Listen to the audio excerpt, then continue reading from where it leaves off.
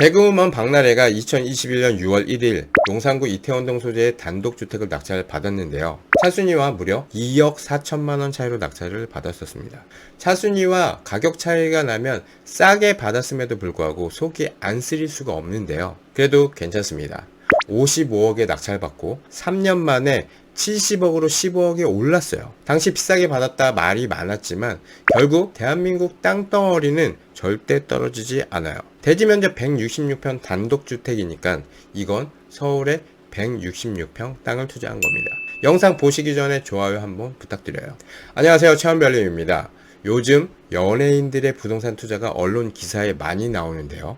연예인들의 부동산을 한번 정리를 해보고 나는 부동산 경매로 부자를 꿈꾼다 이 책을 리뷰해 보도록 하겠습니다. 오늘 영상 끝까지 보시는 분들에게는 나는 부동산 경매로 부자를 꿈꾼다 이 책을 보내드리도록 할게요. 개그우먼 박나래가 2021년 6월 1일 용산구 이태원동 소재의 단독주택을 낙찰 받았는데요.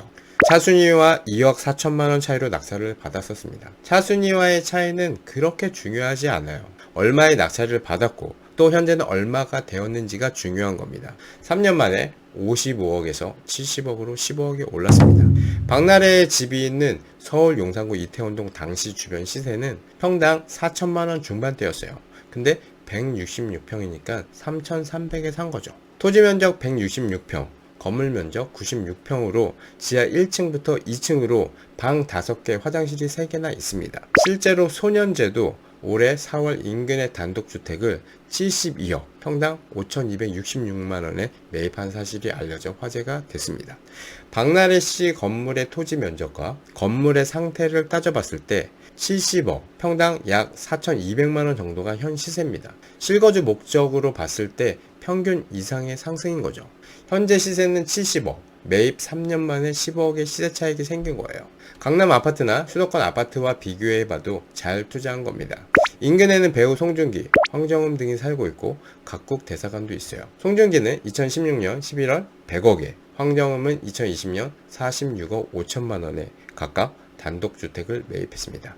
박나래는 집 매입 이후 집이 언론에 노출이 되면서 집 앞에서 자연스럽게 여기 박나래 집이잖아 소리가 들린다고 합니다.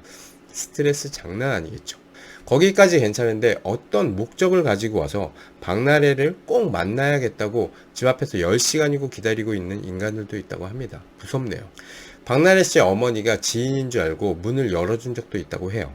돈을 빌려달라는 사람도 있다고 합니다. 이러니까 연예인들이나 스포츠 스타들이 아무나 들어올 수 없는 비싼 집에서 거주할 수밖에 없는 거예요.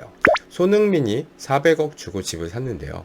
손흥민이 400억 주고 뭘 사든 국민들이 알아야 합니까? 청년들이 자괴감이 들지 않을까 살짝 걱정도 되는데요. 손흥민이 입주하는 에테르노 압구정, 어떤 곳인지 한번 알아보겠습니다. 복층에 어디 영화에 나오는 그런 집입니다. 기가 막히게 좋네요. 지하 6층, 지상 15층, 총 29세대, 주차는 한 세대당 5대까지. 400억이니까 당연히 펜트하우스입니다. 에페르노 압구정은 프리츠커상 수상자인 스페인 건축가 라파엘 모네오가 설계했어요. 즉 스페인 스타일이라는 겁니다. 말이 400억이지 강남빌딩 가격을 넘어서는 집인 거죠. 과연 얼마를 가지고 있어야 400억이란 돈을 엉덩이에 깔고 앉아 있을 수 있을까요? 투자 개념보다는 연예인들이 집단으로 살고 있고 사생활 보호에 집중한 거죠. 손흥민이 400억을 부모로부터 물려받은 것이 아니라 스스로의 노력과 재능으로 힘들게 번 돈으로 산 것이기 때문에 축하할 일입니다. 그래도 힘들게 번 돈으로 돈을 더 불릴 수 있는 위험하지 않은 투자도 한번 생각해 봐야 하는 거죠. 그래서 간단하게 강남 건물 투자와 비교해 보겠습니다. 강남의 100억짜리 빌딩이 3%의 수익률이 나온다고 했을 때 1년의 수익이 3억입니다. 그럼 400억짜리 빌딩이라면 연수익 12억, 12달로 나누면 한 달에 1억씩 임대 수익이 들어오는 거예요. 매달 따박따박 1억씩. 상상만 해도 기분이 좋아지지 않습니까? 뭐 인생 끝난 거죠.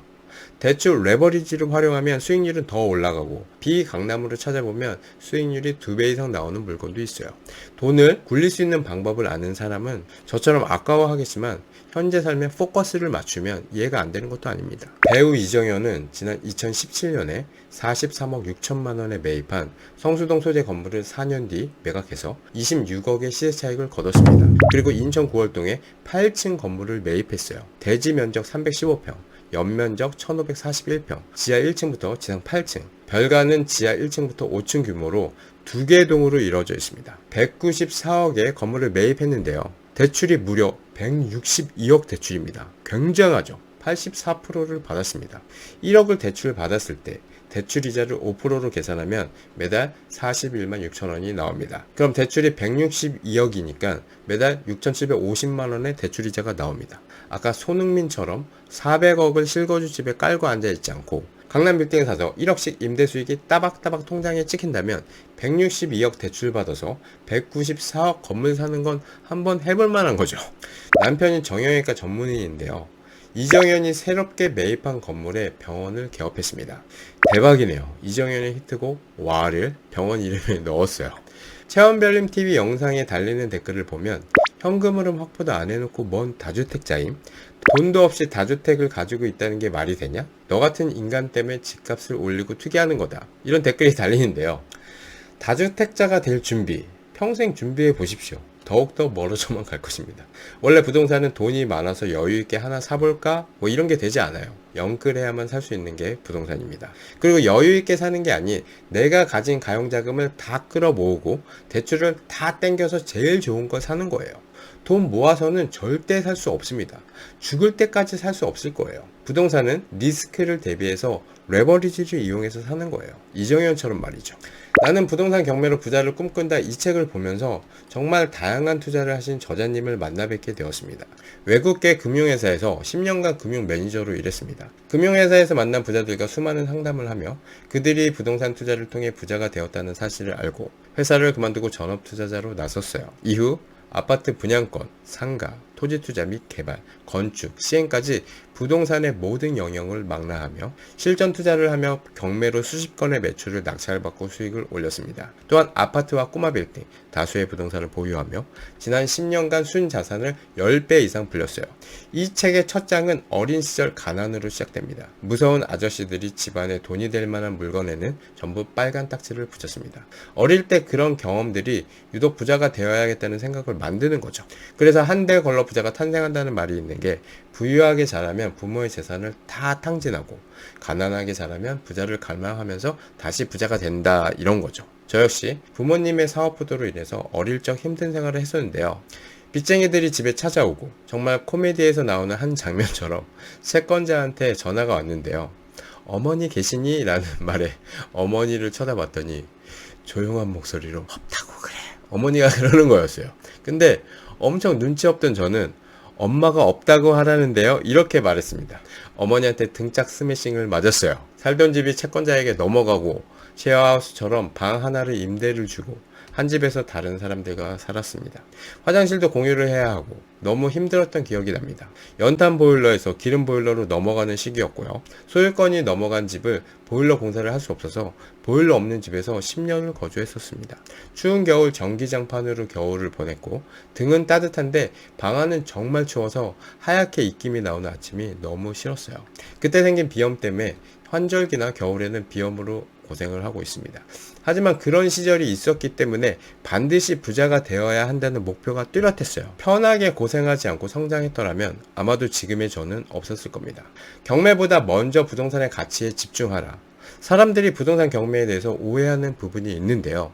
그것은 마치 부동산 경매를 하면 부동산 투자로 무조건 수익을 볼 수 있다고 착각을 하는 겁니다. 부동산 경매를 할 줄 알면 마치 가치가 높은 부동산을 싸게 사서 비싸게 팔 수 있다는 환상에 빠지는 경우가 많은데 냉정하게 이야기하면 부동산의 가치를 공부하고 경험하지 않으면 경매라는 방법은 무용지물이라는 사실을 잊지 마시길 바랍니다. 만약 내가 사는 아파트의 가격이 8억인데 같은 평수 같은 층의 물건이 경매로 나왔고 한번 유찰돼서 최저가가 5억 6천만 원에 나왔다면 입찰해볼 만한 거죠. 왜냐면 우리 집이기 때문에 아파트의 시세를 누구보다 정확히 알고 있는 거예요. 7억에 낙찰받으면 1억 수익이 나는 것이고 7억 5천에 낙찰받아도 5천 싸게 사는 겁니다. 바로 아파트의 시세를 정확히 알고 있기 때문에 싸게 살 수 있는 건데요. 그만큼 부동산 경매에서 부동산의 가치는 중요합니다. 최근 우리 사회를 떠들썩하게 했던 빌라 전세 사기도 바로 이 부동산의 가치를 전세 세입자가 알 수 없기 때문에 발생한 일인데요.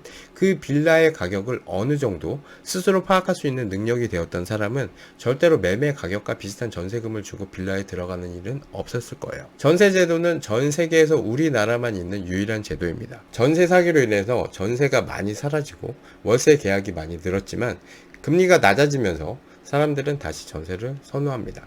예전처럼 은행의 금리가 높지 않다 보니 전세금을 받아도 은행 이자가 시원치 않은 거죠. 임차권과 전세권은 같으면서 다르고 다르면서도 같은 면이 있어요. 만약 집주인이 보증금을 돌려주지 않을 경우 임차권은 임차권 등기 명령이라는 형태로 등기해서 결정문을 받아야만 경매 신청이 가능합니다. 집주인이 전세 보증금을 돌려주지 않는다고 합니다. 임대인이 난 돈이 없으니까 배째라고 해요. 우린 만기 날짜에 맞춰서 이사갈 집 계약해놨는데 잔금 못 치르면 계약금 날라가는 거죠. 새로 분양받은 집 잔금 대출 받아서 대출이자도 내고 지금 살고 있는 집 전세자금 대출이자도 내고 이자만 양방으로 내고 있는데 보증금은 빼주지 않아요. 아이 어린이집, 유치원, 학교는 어떡합니까? 집주인이 전세 보증금을 빼주지 않을 때 해결 방법은 의외로 간단합니다. 첫 번째, 내용 증명을 보냅니다. 구두로 얘기하는 것보다 글로 정리해서 문서로 보내는 것만으로도 집주인은 압박을 느낍니다. 두 번째, 임차권 등기를 진행합니다. 해당 건물 등기부 등본에 임차권 등기를 설정함으로써 이 집에 문제가 있으니까 들어오지 말라는 경고를 하는 거예요. 집주인은 집을 팔 수도 없고 세를 놓지도 못하게 됩니다. 세 번째, 전세금 반환 이자에 대한 소송을 진행합니다. 근데 이렇게 하면 해결할 수도 있지만 법으로만 해결하려다 보면 오히려 더 늦게 받을 수도 있습니다. 부작용인 거죠. 등기부 등본에 임차권 등기가 설정되면 주택보증공사에서 해당 임대인은 전세보증보험 가입을 안 해줍니다. 즉 다음 세입자는 구할 수 없게 되는 거예요. 완전 사망신고와 비슷한 거죠. 주택보증공사는 임차인의 보증금을 정확하게 언제 빼준다는 보장도 없습니다. 빠르면 3개월, 6개월 이상 이사를 못할 수도 있어요. 임차인에게 빼준 보증보험에 대한 이자를 임대인에게 청구하면서 경매로 진행되게 됩니다. 임대인을 나락으로 보내고 싶으면 그렇게 하시면 되는 거예요. 나 때문에 누군가가 잘못되면 언젠가 그 화살이 다시 우리 가족에게 돌아올 수도 있는 겁니다.